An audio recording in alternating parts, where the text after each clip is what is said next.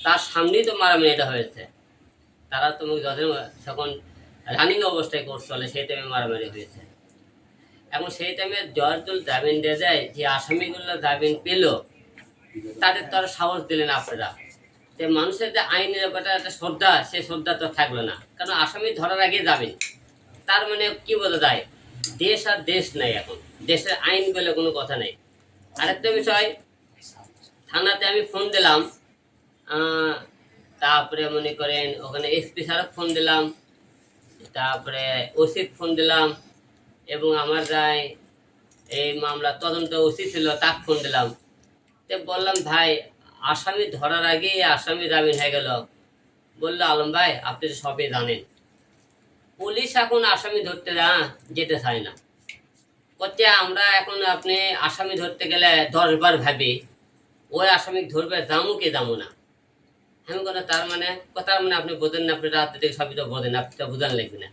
তার মানে হলে পুলিশ একদিন আসামি ধরবে দেওয়ার আগে যে আসামিরা তারা করে কিন্তু পুলিশের উপরে আক্রমণ করতেছে, তাদেরকে মারধর করতেছে। পুলিশ এখন আসামি ধরার আগে চিন্তা ভাবনা করে যে আমি আসামি ধরার আগে আমার নিজের জীবন সেফটি দিই। জনগণ পুলিশও দেখলে যে মানে এই যে তাদের আক্রমণ করতেছে, এই আক্রমণ করার কারণে 8-10টা লোকের কিন্তু পরিবার এবং সে ধ্বংস হচ্ছে।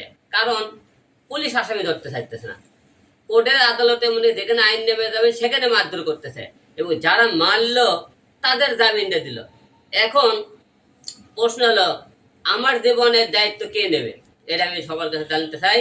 প্রিয় দেশবাসী এবং যারা আইনের মনে করেন লোকজন আছেন, তারা সবাইকে, আমার জীবনের দায়িত্ব কে নেবে? যে আসামিদেরকে আপনারা ধরার আগে জামিন দিয়ে দিলেন, এই আসামিগুলো তো জামিন পেয়ে গেল, এখন তাদেরকে আপনি সাহস দিলেন, তারা সেনকে মনে করে হাতে মার দিয়েছিল। এখন তো তাদের ভিতরে আক্রোশ হয়ে গেল যে হিরো আমাদের মামলা করলো, কিছুই করতে পারেনি। তারা তো এখন আমাকে এখন যে গোটা মেরে ফেলে দিতে পারে, কারণ আদালত তাদেরকে মনে করেন কি করলো, জামিন দিয়ে তাদের সাহস বেড়ে দিল। তার বিচার কোন জায়গাতে আছে?